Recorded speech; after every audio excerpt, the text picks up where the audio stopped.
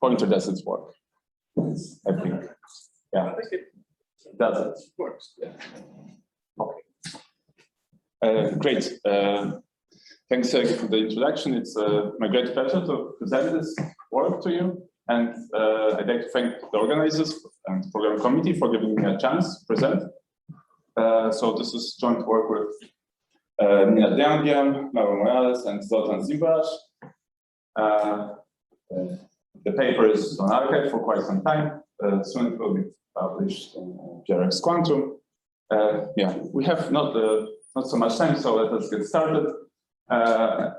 Okay, let me begin with just motivating very briefly this concept of quantum computational advantage or supremacy in the context of sampling problems. Okay, I'm not sure whether it works really. There is some okay. Right, so yeah, basically we have those present-day quantum computers that have limited power. We are not yet in the fault-tolerant regime, so like people were wondering for a long time, like what is some task that can be done in those near-term computers that can outperform classical computers, and a bunch of proposals. They come in the form of sampling problems. So very quickly, like you have some quantum circuit that produces samples according to some probability distribution, and the task of a classical, let's say, adversary or a classical simulator is to sample from probability distribution that approximates the quantum probability distribution in additive error, some statistical distance, and general structure of those quantum supremacy, quantum advantage results based on sampling. They have the following form. So you assume that there exists some classical efficient algorithm that samples from probability distribution that approximates quantum probability distribution to some additive error, let's say for some class of quantum circuits B. And then you put a lot of hard work, like our paper is actually 60 pages long, so I invite you to check it, of course. I mean, you put still some conjectures, complexity theoretic conjectures, and you arrive at the conclusion that polynomial hierarchy, which is like this hierarchy of polynomial hierarchy collapses, and polynomial hierarchy is this hierarchy of complexity classes that generalize classes like P and P. And theoretical computer sciences strongly believe that this hierarchy is infinite. Yeah. And currently we have two leading proposals for quantum computational advantage. So random circuit sampling. I guess not everybody knows what's that, so I'm not explaining. Like you just sample outputs of random local quantum circuits in some architecture, and also boson sampling. So in boson sampling, you have some linear optical interferometer. You put in some specific bosonic states like Fock states or Gaussian states.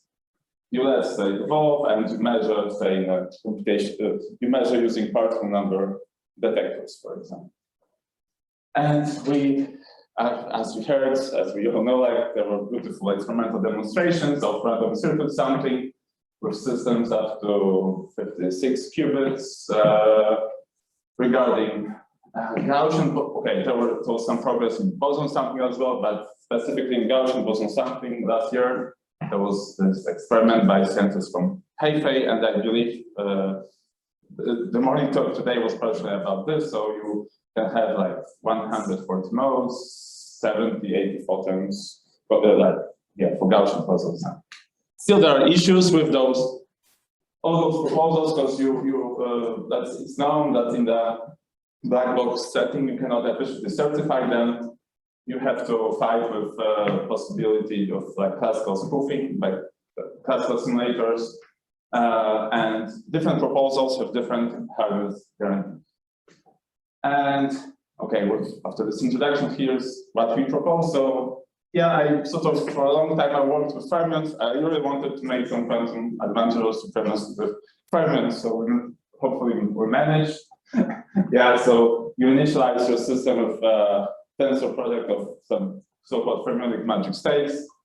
you let it evolve via either so-called passive or active fermionic linear optics. So those are fermionic generalizations of bosonic linear optical circuits. You measure in the mode basis or in the computational basis, and you sum it. So in a nutshell, this is our proposal. And in the remaining of the talk, I will be trying to give you some formal, okay, I will formally introduce the scheme, then I will present hardness guarantees that we are able to prove, and lastly, I'll be talking about like methods to officially certify like performance of this scheme. So very briefly, yeah, fermionic linear optics. So we are working in the proof system of Fermion. So in the previous talk we had bosonic Fock space. So now we have fermionic Fock space corresponding to a certain number of fermionic modes, the physical modes. This space splits into sectors with definite particle numbers. We have natural action of creation, annihilation operators. We can form Hermitian counterparts of those operators, analogs of quadratures in optics, so X and P operators. So in this context, they are called Majorana Fermion operators.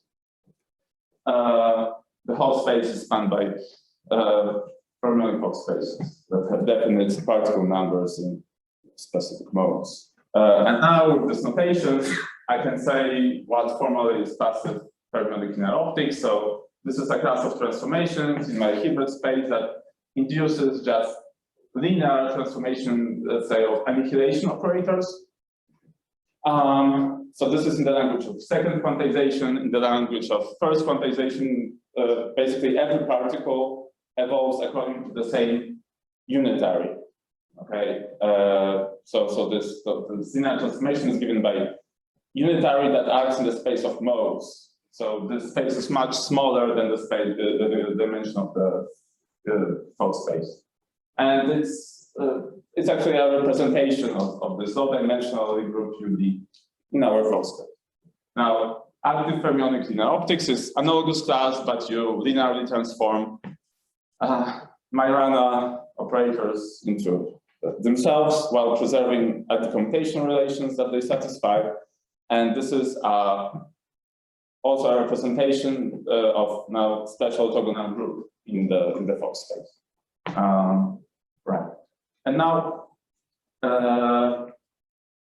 unfortunately, like it's not easy to implement physically fermionic interferometry because fermions often interact. So what we propose is we propose to encode those fermions in qubits.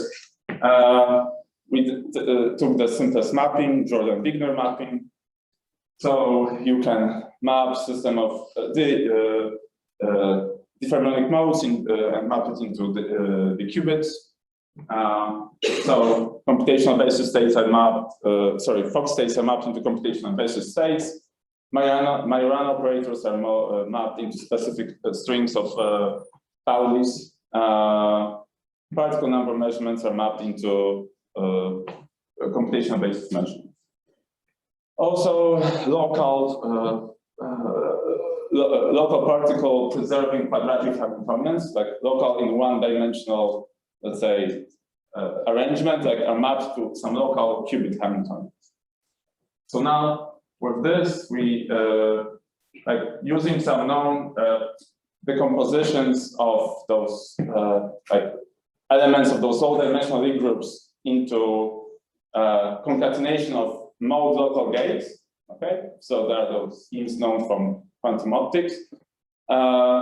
We see that arbitrary FLO transformation can be implemented with just linear depth in like one-dimensional architecture, because essentially every gate here can be implemented by roughly like a just local 2-qubit transformation. And they are just linear in menu, like the depth is linear. Now, right, the gates that you need to run are actually native to superconducting architectures, and they were used in this proof of principle, like VQE type of experiment. And I guess Tom might be talking about it after me, maybe not, I don't know. They got science with this paper, yeah. Okay, so that's about, let's say, feasibility of the scheme that we propose. Experimental feasibility. Now, just formally, like if you have any like quantum advantage or quantum supremacy scheme based on something, like there are actually some ingredients you need to, to guarantee hardness. That is to say, like you want to argue that it's hard for classical computer to sample from probability distribution that approximates the probability distributions coming out from the device. You have to satisfy certain technical properties. So you need to show that it's in the worst case over outputs and over circuits hard to compute probability amplitudes. You need to, let's say, it's convenient to have this hiding property that encodes the possibility of, that is about, like effectively distribution of every outcome is the same, of every probability amplitude is the same. You have to have anti-concentration property that states that on average probability amplitudes are not too small compared to their average, which is the inverse of the dimension of the Hilbert space. Right, and to unconditionally, let's say, prove this hardness, or like to reduce it just to collapse of polynomial hierarchy, it's convenient. One has to prove that it's hard to compute those probability amplitudes up to relative error for generic, high probability for like generic circuits. Nobody is able to do it yet. So for any of the schemes, so what people are happy with for now is some hardness of approximation to some small additive error for generic Bs. And right, I'm not sure how I'm doing with time. 15 more minutes. Okay, because it's not so bad. Okay. Yeah, so it's my first on-site conference in over 2 years. So. Yeah, but thanks for sticking around for the last session. Yeah, so that's some very like high-level comparison with of our scheme to other schemes for quantum advantage that are out there. So just regarding the hardness guarantees, so it's very visible. So of course, random circuit sampling is very good. It like checks all the boxes. So we tried hard doing this like single paper to sort of also check, let's say, all the boxes. Not all boxes are actually that hard. Actually, on the anti-concentration and average case hardness of near exactness, those are hard things. Right. After our paper was published, there was some progress on hardness of boson sampling and Gaussian boson sampling before it wasn't there. Okay, so just how we prove this various hardness things about Fermion sampling. Right. So for people that know free fermions, match gates, it's clear that like when you start with free fermionic state, so-called Gaussian or excited determinant state, then sampling is easy and it goes back to some results by Vali and Terhad Vincenzo from over 20 years. And flies, it's it's like a striking difference between fermions and bosons, because for fermions, those scattering amplitudes, roughly speaking, are given by determinants, and it's easy to classically compute determinants. But for bosons, analogous scattering amplitudes are given by permanents that are very hard to compute. So to circumvent this, we need those magic states in the input. And we need to change setting. The way we change it, we introduce those magic states. And we are, it was convenient for us that worst case Schottky hardness was already proved by Dmitry Ivanov some years back. So he showed that scattering amplitudes, when you have those tensor product of magic states in the input, is actually given by the mixed discriminants that are like sums of determinants, superpositions of determinants, and one can reduce them to permanents, and permanents can reduce them, and it's still in the worst case sharply hard to compute them. Right. Alternatively, one can use some results by Ravi or by Sergey and others. That's like those states are actually magic states for match gate computation, and you can use it to prove this worst case sharply hard state. Now, okay, so this was our result, but our first result is anti-concentration. So indeed, we prove that with, let's say, significant probability, output probabilities in our probability amplitudes in our scheme are quite large compared to the mean, which is 1 over the dimension of the Hilbert space. And the way we prove it, okay, we combine like standard method based on Paley-Zygmunt, and that forces us to actually compute first and second moments of this random variable of the probability amplitude. Typically, this the proof that you have this anti-concentration follows from the approximate to design property, but those measures that we have, keep in mind that those are really like low-dimensional Lie groups. They don't form designs, so we use some group theory to actually to show that this is like a bounded by a global constant. Okay, for details, I don't have time to explain more details.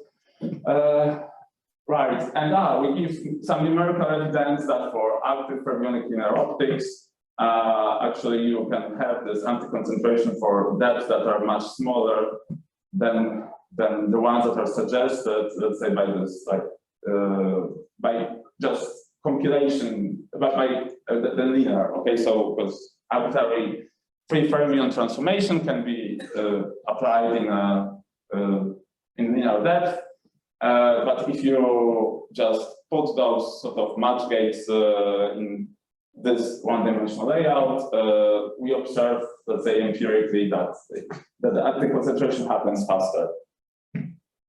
And it's in agreement with some research results about that for just standard random quantum circuits, like output probability distribution anti-concentrating logarithmic.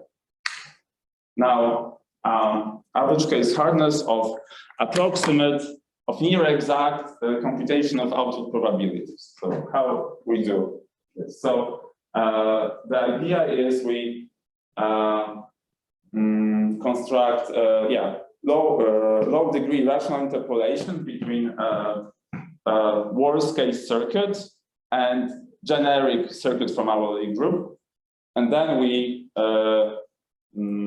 use techniques of polynomial or rational interpolation to have worst to average case reduction. And in this we follow some like K-only path technique that was introduced in the context of random quantum circuits by Ramis Movasak some years back.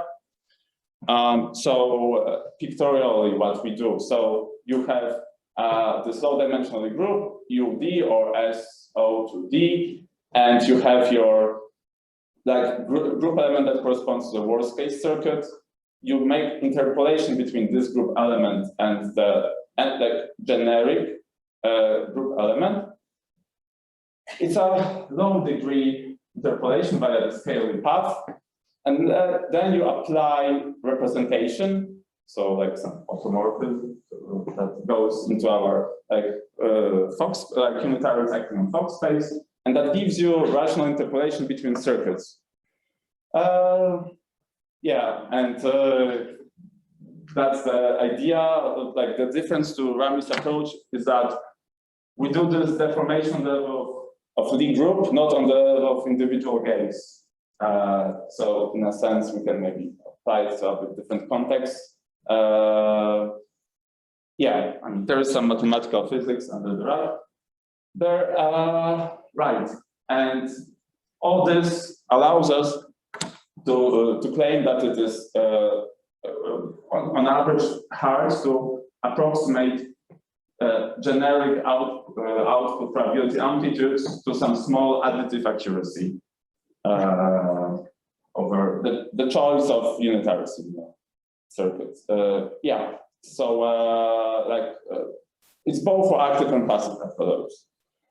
And there were some improvements to this polynomial interpolation method after our paper appeared by Bouland, Fermion, Landau, I think.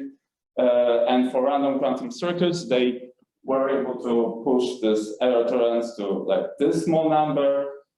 If you apply this machinery to our scheme, you get worse scaling because you have n squared in the exponent, but still, yeah. Right, now, okay, I have like 7 minutes. Okay, so overall, this is maybe like, okay, it's comparable to random circuit, something one can say.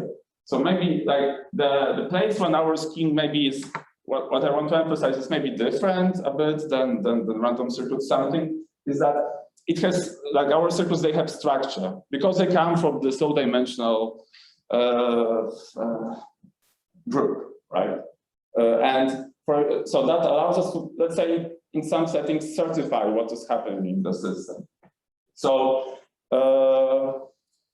right, so some people here are doing optics. So basically the first result is that just like in linear optics, you can efficiently characterize interferometers, right? Like passive interferometers. So we give analogous results here for fermionic linear optical circuits. So assume that this V is fermionic linear optical unitary. In this encoding that I was describing, like in the qubits, and then we just prepare very specific separable product states, so just x plus x or plus y on different qubits, okay, and otherwise zeros.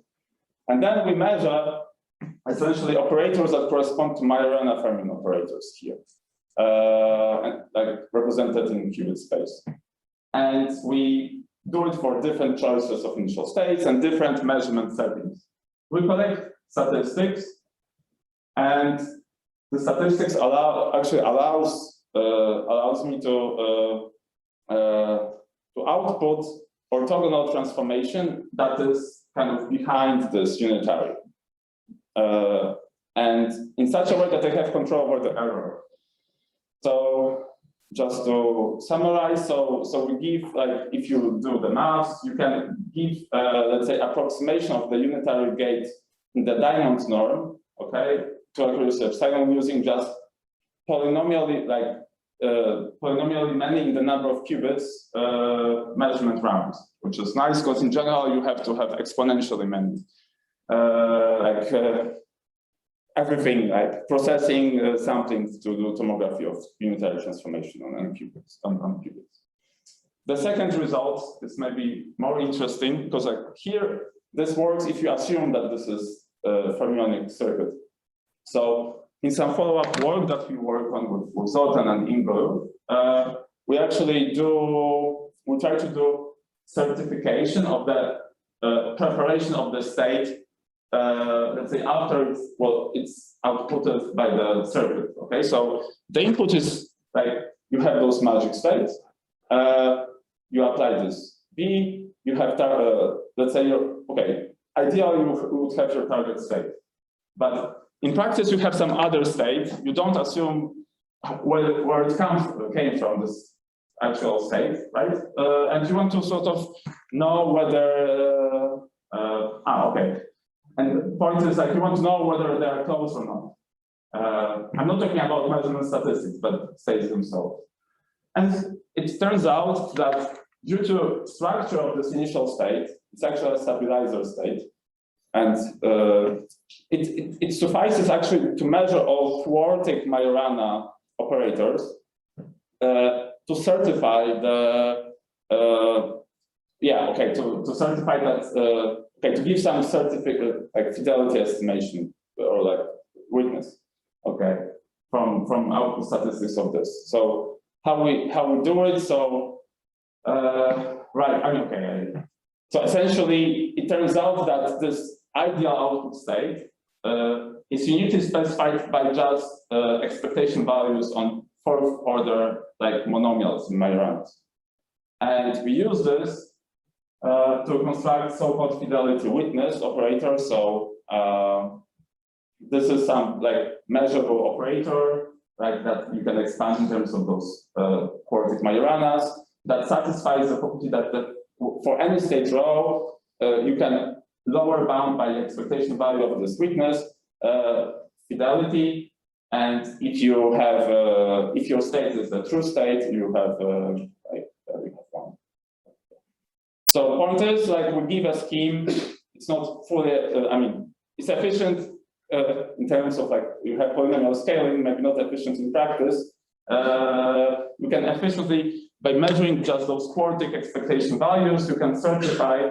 You can estimate to some small additive accuracy this witness. Okay, and as far as I know, there is no something like this for random circuits. Okay, so this is like a final comparison with other schemes that are out there. Right. So I don't have that much time to go through this. Just maybe like. I mean, in some sense, okay, as I said, like maybe certification-wise, we sort of maybe differ a bit from random circuit sampling. I should say that for boson sampling, there exist analogous techniques because, yeah, they were developed, but for boson sampling, you don't have anti-concentration, and we do have anti-concentration. Okay. Okay. I mean, it's a high, like many, you have many axes, many dimensions. Don't want to say more than I said. Okay, so just to wrap up, so we propose a fermionic analog of boson sampling. When you initialize the system of magic states, you apply those passive or active fermionic linear optical unitaries. In principle, it's efficiently it's experimentally feasible on superconducting qubits. We gave strong hardness guarantees in the form of anti-concentration and average case hardness, and we gave some, at least computationally efficient certification methods. I conclude maybe with open problems. So I don't know, like, I mean, for me, it would be cool to have really physical realization of this Fermion sampling. I don't know how to, yeah, maybe with some trapped atom system. And actually those techniques, it's possible to apply them to boson sampling scenarios when number of photons is comparable to number of modes. So that will be interesting thing to explore in the future. So thank you.